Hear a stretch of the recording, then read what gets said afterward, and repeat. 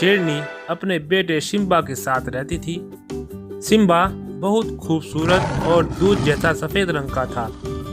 Simba शेर बहुत ताकतवर और होशियार भी था। शेरनी ने अपने बेटे सिम्बा को इस जंगल का राजा बनाया हुआ था और जंगल के सभी जानवर अपने राजा सिम्बा शेर से बहुत खुश थे। फिर एक दिन सिम्बा पास के जंगल में अपने दोस्त वीरू शेर से मिलने चला जाता है और सिम्बा शेर के जाने के बाद उस जंगल में कहीं से एक बाघ मानव घुस आता है। वह बहुत ताकतवर और खतरनाक भी था। उसने इस जंगल में आते ही सिम्बा की मां शेरनी को बंदी बना लिया था और वे बाघ मानव सभी जानवरों को बुलाता है और उनसे कहता है, सुनो सभी, मेरी बात गौर से सुनो। मैंने तुम्हारे जंगल की रानी को कैद कर लिया है और तुम सब आज से मेरा हुक्म मानोगे। आज से मैं इस जंगल पर राज करूंगा। अगर कोई जानवर मेरा हुक्म नहीं मानेगा तो मैं उसे और उसके बच्चों का शिकार कर लूंगा। हा हा हा हा हा हा। समझ आ गई ना बात?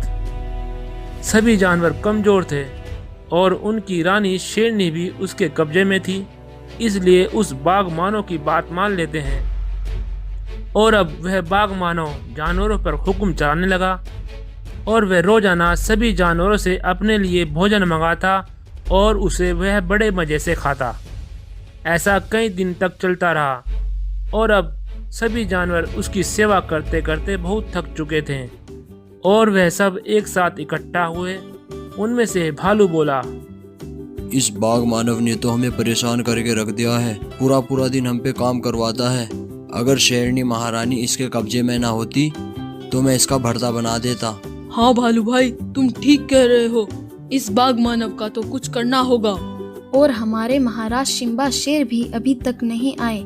इस बाघ मानव के लिए तो हमारे राजा सिम्बा शेर ही काफी थे। हाँ गाय बहन, तुम ठीक कह रही हो।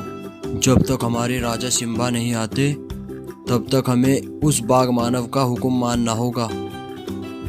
यह सब जानवर बात कर रही होते हैं कि तभी सिम्बा शेर वहां आ जाता है और सभी जानवरों को परेशान होता देख उनके पास जाता है और उनसे पूछता है, अरे क्या हुआ?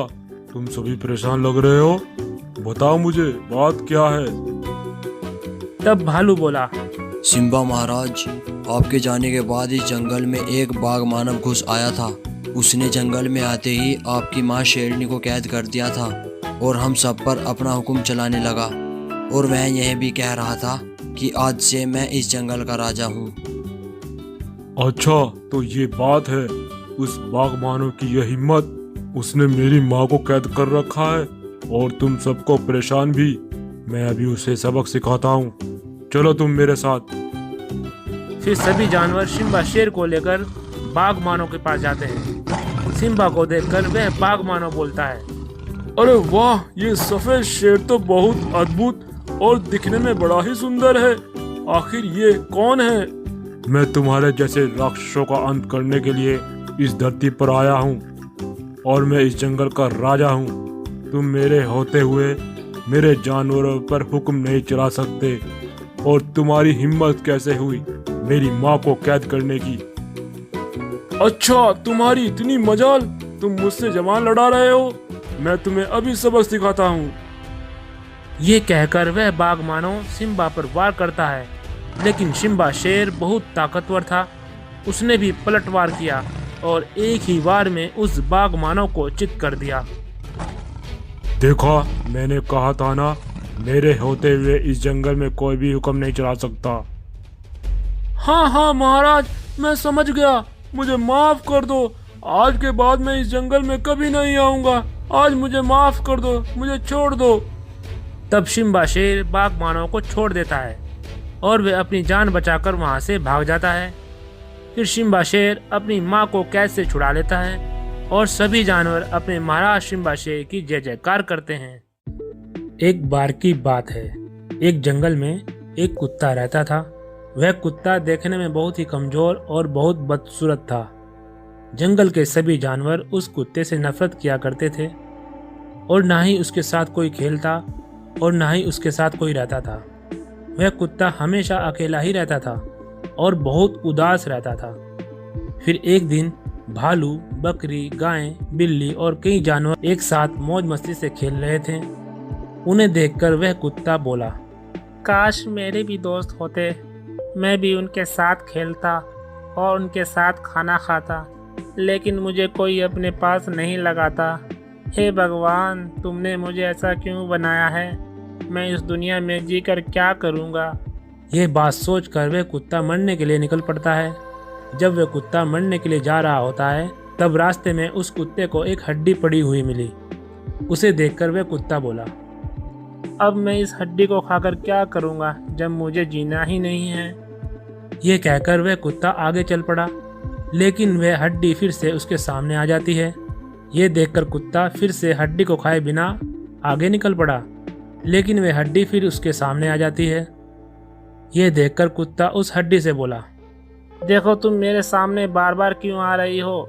मुझे तुम्हें खाना नहीं है और ना ही मुझे जीना है। मैं मरने जा रहा हूँ, मेरा पीछा छोड़ दो। तब उस हड्डी से आवाज आती है, मेरे दोस्त, मैं सिर्फ हड्डी नहीं हूँ, मैं एक जादुई हड्डी हूँ। अगर तुम मुझे खा लोगे तो तुम्हें जादुई शक्तियाँ मिल जाएगी और तुम दिखने में भी बहुत खूबसूरत दिखोगे और तुम्हें कोई भी जानवर नुकसान नहीं पहुँचा सकता।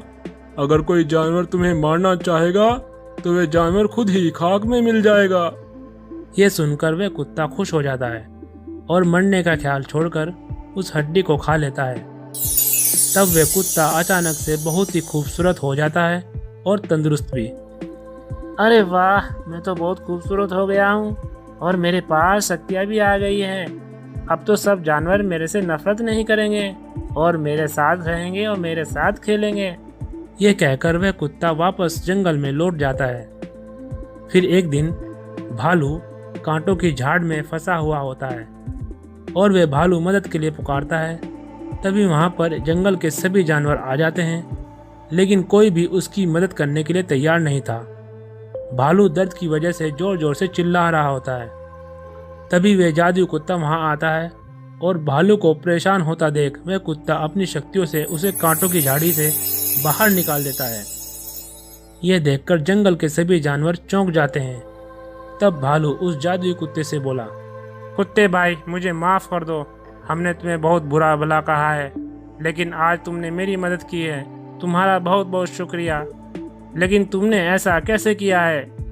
भालू मेरे दोस्त, अब मेरे पास जादुई शक्तियाँ हैं और अब मैं ये जादुई शक्तियाँ मुसीबत में आए जानवरों की रक्षा करने के लिए करूँगा और हमेशा उनकी मदद करूँगा।